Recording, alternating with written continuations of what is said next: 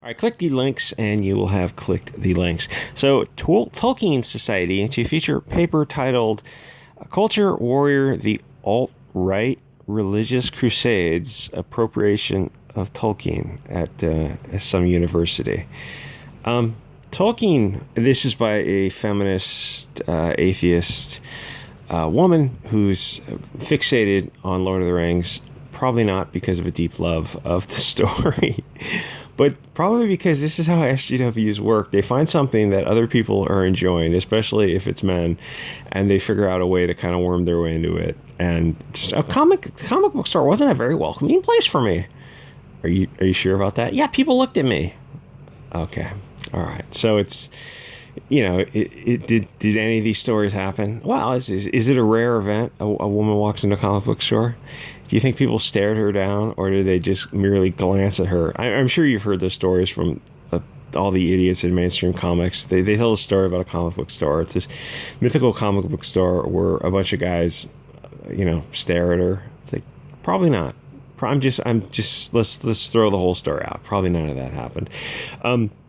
So Lord of the Rings, Tolkien was Catholic. You can't write that out of the history. The right-wing Catholics aren't appropriating the story. If anything, it's the opposite. It is a right-wing, vaguely religious story. In their mind, anything not globalist is 1939 invasion of Poland. Everyone to the right of Stalin or Mao is going to be the Austrian corporal to them, because they're binary thinkers, at least in that regard. They are when it suits them, and obviously in other regards it definitely doesn't. We can be anything we want. Oh, okay, great. In the modern terms, as interpreted by a slack-jawed, I don't know, I always think of Soy Boys, I kind of think vaguely of Chuck Wendig. He's got that same pose in a lot of his photos. Lord of the Rings was alt-right, according to them, because everything is. Everything that is not them, everything that's on the outer perimeter of their herding behavior is going to be a far, far extreme, dangerous right wing.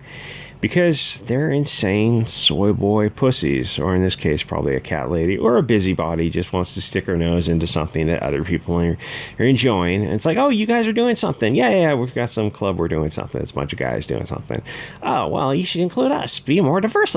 Oh, well, that's where right from the bat you just want to gatekeep and just say, it's probably not a good idea to have women in a men's club. It's kind of running smoothly the way it is. We'll probably just changes the dynamic once you bring in other people. It's like, well, we're fine. You can just go start your own club. That's what you got to do right from the start. But people have this kind of altruism that just ends up in suddenly find yourself kicked out of the club that you started. You're like, wait a minute, what did we just get subverted? Because it feels like subversion. So there is Lord of the Rings, the story. Then there is whatever Amazon is going to try to turn this into. Will it resemble Lord of the Rings? It like the window dressing, yeah, it'll have the sets and the costumes, like they do that a lot, where it has the name, it has the sets, it has the costumes. Things kind of vaguely remind you, oh, this kind of looks like Star Wars, and then you hear the dialogue and you see the characters, like this is just lame.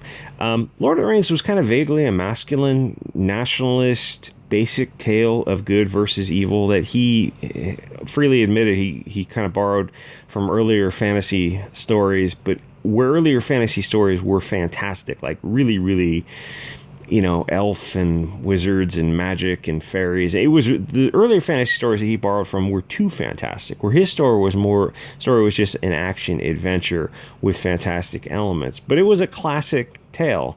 The Shadow People at Amazon will subvert and destroy it, because they'll turn it into something that is completely unrecognizable. It just has the name and the settings.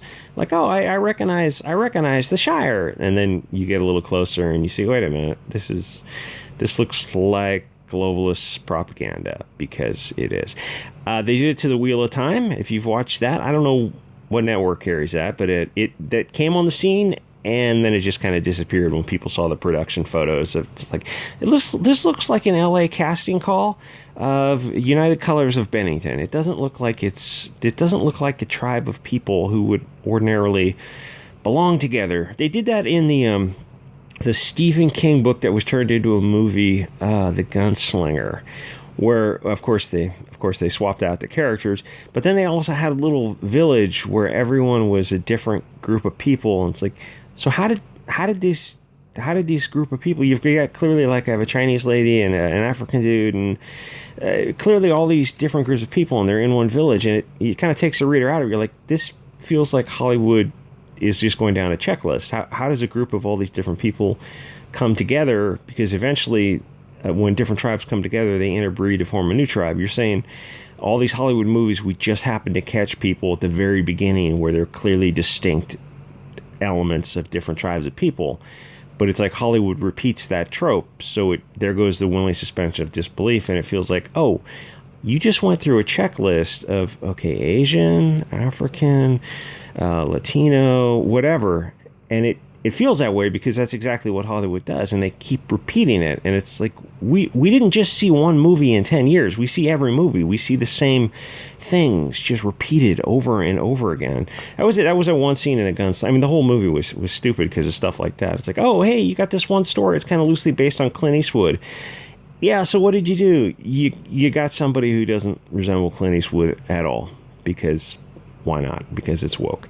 So they did that to Wheel of Time, Star Wars, Ghostbusters, Charlie's Angels, most Marvel and DC comics, both paper and the film versions.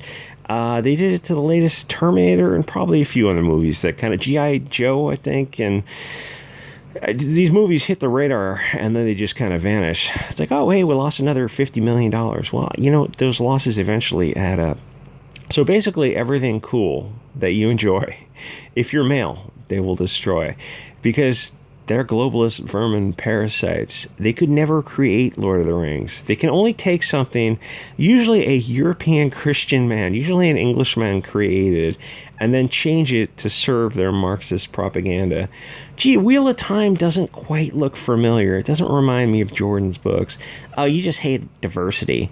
Yes, absolutely. Let me be clear here. Yes, diversity is cancer. Just tell the story as written. I feel that more people just need to admit that, instead of trying to hem and haw around it. When they turn around and they make an ad hominem like that, just say, yeah, it's cancer, and then they try to put it on you. But you're like, you can argue with me all you want. You can call me and the other viewers all kinds of names. But it doesn't get us, insulting the audience doesn't get us into the store, buying whatever product you're trying to sell. Presumably you're in this is commercial enterprise. You just got to go out and say, yeah, diversity is cancer. The Chinese are famous for saying this about movies. You see what they said about, what was it, Wakanda movie? They said some crazy things about that. They're like, yeah, basically, we're just not into this kind of thing. It's like, if more people just said that, like, oh, what do you want to see in movies? Oh, I want to see hot young chicks in bikinis just running around.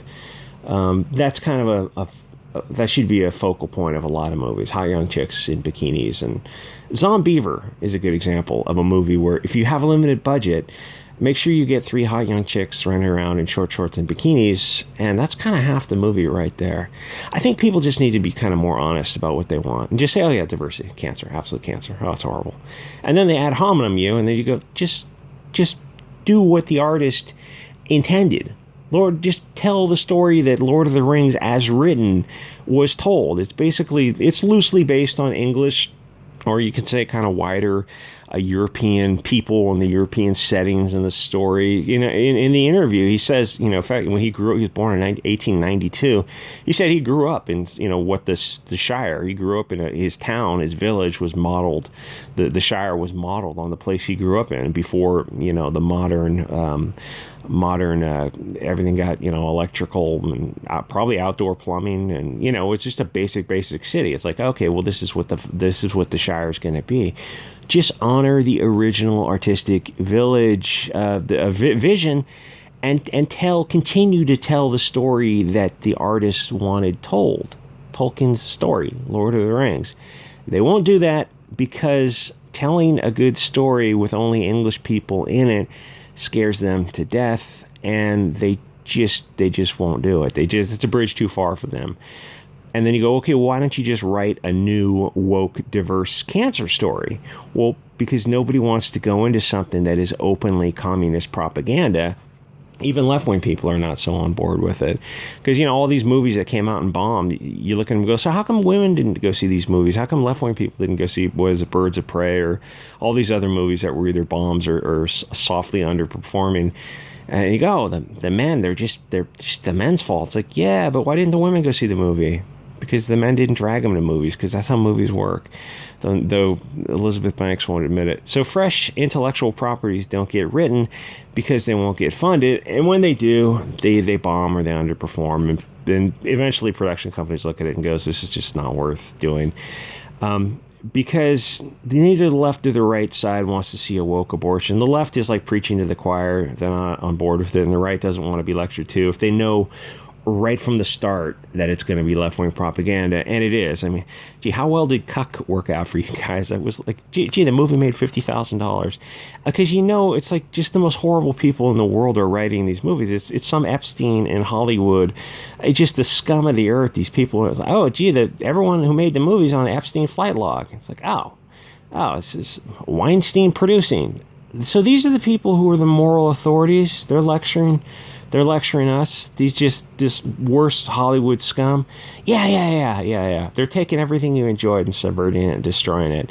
And, they're also diddling little kids when they're not putting powders up their nose and putting women on the casting couch. Yeah, these are the people who are the moral authorities.